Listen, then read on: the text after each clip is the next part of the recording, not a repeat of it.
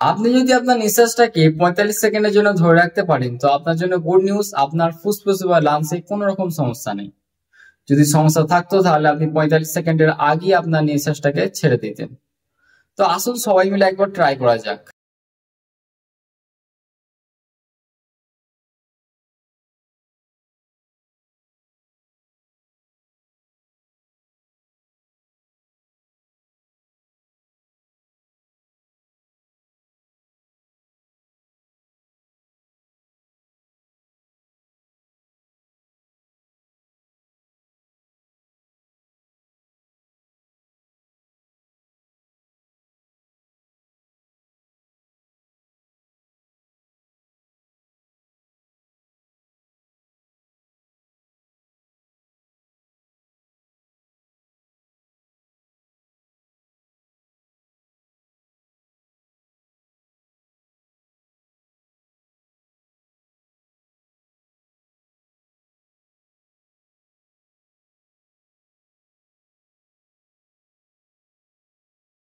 পরীক্ষা করে নিতে পারেন, ফুসফুসে পরীক্ষা করে নিতে পারেন।